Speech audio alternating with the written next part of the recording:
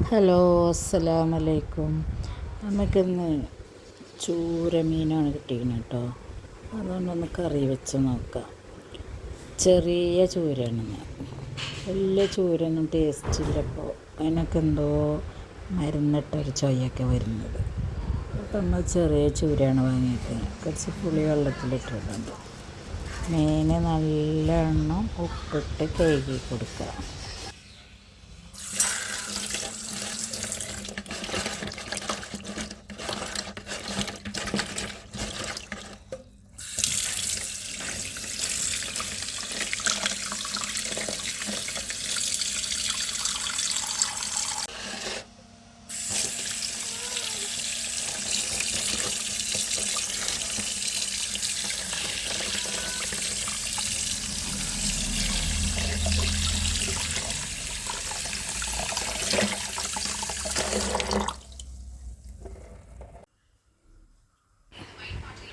ഇനി ഒരു പാത്രം വെച്ച് വെളിച്ചെണ്ണ ഒഴിച്ചെടുക്കാം. കടുക് ഉലുവ ഇട്ട് പൊട്ടിയതിന് ശേഷം കറിവേപ്പില ഇട്ട് കൊടുക്കാം. കറിവേപ്പില ഇട്ട് വന്നിട്ട് നമുക്ക് തക്കാളി ഇട്ടെടുക്കാം. തക്കാളി കുറച്ച് ഉപ്പ് കൂടെ ചേർത്തെടുത്ത് പെട്ടെന്ന് വാടിക്കിട്ടും. പിന്നെ കുറച്ച് ചെറിയ ഉള്ളി, ഇഞ്ചി, വെളുത്തുള്ളി ഇവ ചതച്ചത് ഇട്ടെടുക്കാം.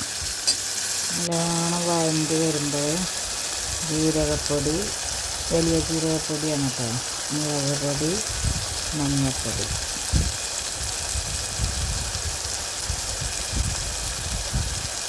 ഇട്ട് കൊടുത്ത് നല്ലോണം വഴറ്റി എണ്ണ തെളിഞ്ഞ് വരുമ്പോൾ കുറച്ച് പുളിവെള്ളം ഒഴിച്ചെടുക്കട്ടെ.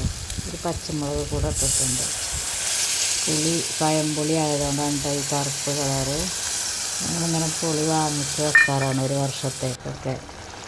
പുളി കായ്ക്കണ കാലം ആ വർഷത്ത്. നമുക്ക് മീനിട്ട് കൊടുക്കാം. ഇത് കുറച്ച് കസ്തൂരി മേത്തിയാണ് കേട്ടോ, ഉലുവൻ്റെ ഇല എന്ന് പറയും. ഇത് നമ്മൾ വാങ്ങി ഫ്രിഡ്ജിൽ സൂക്ഷിച്ചാൽ മതി, ഒരു കേടും വരില്ല. അത് പൊടിച്ചിട്ട് കൊടുക്കുക ലാസ്റ്റ് വെന്തതിന് ശേഷം. ചൂരക്കറി റെഡി ആയിട്ടുണ്ട് കേട്ടോ. നല്ല ടേസ്റ്റുള്ള കറിയാണ്. ചെറിയ ചൂര ആയതുകൊണ്ട് നല്ല ചൂരയാണ്. ഇപ്പം മീനൊന്നും നല്ല മീൻ കിട്ടലില്ല. ഈ മാസം നല്ല മീൻ കിട്ടില്ല. ഇനി നോമ്പൊക്കെ കഴിയുന്ന വരെ മീൻ കുറച്ച് പഴങ്ങിയ മീനാണ് കിട്ടാറ്. ചെറിയ മീനുകൾ വാങ്ങുമ്പോൾ വലിയ കുഴപ്പമില്ല. പിന്നെ നമ്മൾ ചോറിൻ്റെ മീൻ വന്നു കേട്ടോ.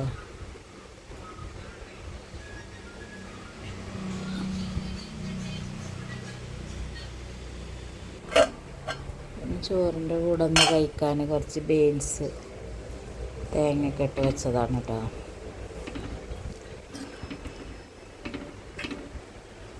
വെള്ളുള്ളി വാട്ടി ബീൻസ് ചെറുതായി അരിഞ്ഞ് തേങ്ങയും പച്ചമുളകും ചതച്ചിട്ട്. ഇന്ന് പരിപ്പ് കറിയാണ്. പരിപ്പും വെള്ളരിക്കയും കുറച്ച് ചീരി ഇട്ടിട്ട് തേങ്ങ അരച്ച കറിയാണ്. ഇത്ര ഉള്ളൂ കേട്ടോ. സപ്പോർട്ട് ചെയ്യണേ, ഫുള്ള് വീഡിയോ കാണണേ.